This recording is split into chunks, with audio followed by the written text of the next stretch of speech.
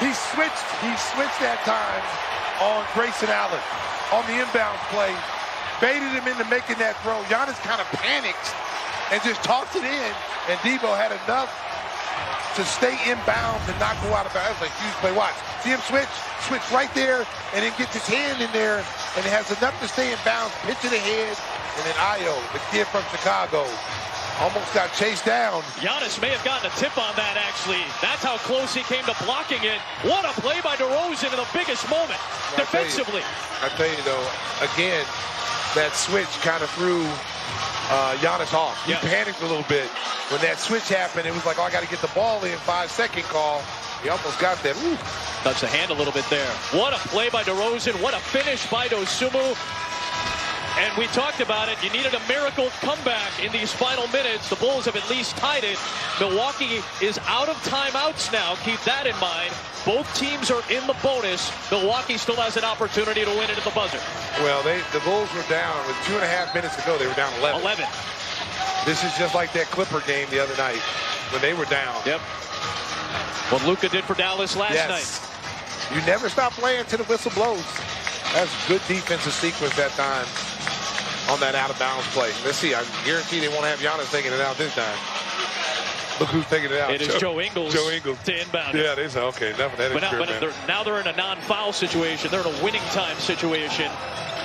Javonte Green will come in. This is a defensive substitution, so Vucevic comes out. They lose a little bit of size. But both teams are going a little smaller here. It's shooters for Milwaukee and defenders for the Bulls. Tied at 106. 7.8 to play. Here's Giannis. A spectacular night. Looking for the win now. Giannis almost traveled. Did he? He did. He traveled. There's time. It might be Debo time. It might be Debo time. They're going to put some more. They're going to put some more time on the clock. They might take a look. Just lost the pivot foot just a little bit. Let's see how much time they put on the clock at it, but it's still enough time for the Bulls to get a. What do we have? How many game-winning shots we have? Hey, this last week plus alone.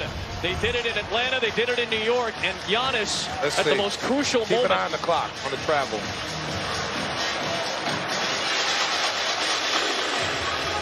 Hard to tell when the whistle came and when. Might have been one point between 1.9 and 1.4. But they're not looking at the clock, so the officials are talking. I don't know if they're going to do anything to the clock. That's what.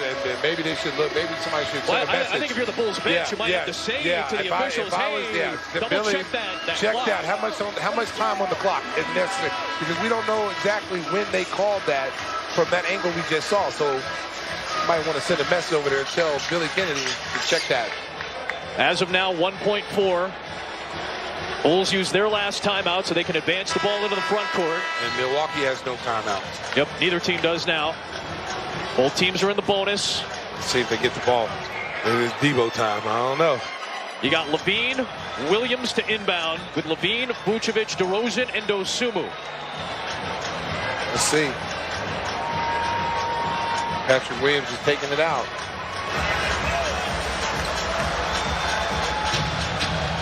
To finish off a miraculous comeback. Can the Bulls do it?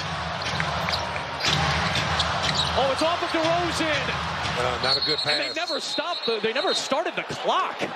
There might be a break. So now the officials are going to say, we'll time it. Like, nobody started the clock. I mean, it felt like the way, after DeMar touched it, it felt like a second and a half came off. So now they're going to have to review it.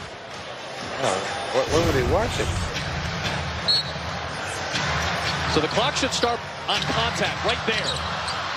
I mean, that's going to take us to overtime. It should. Previous play is being reviewed for a possible clock malfunction. Now, it'd be interesting if they said, well, it's a clock malfunction, so that means they should reset the whole play. Yeah. Be like, oh, it should be Bulls ball with 1.4 left. Based on the timing of that play, if they apply the timing of that play, we would be going to overtime. Well, and then, I mean, what happens if they field that ball cleanly? Yeah. And DeMar shoots that, and you know, wow, what would they have said? So Bill Kennedy, Brian Forte, Brent Nansel will talk it. Overtime. And it looks like overtime.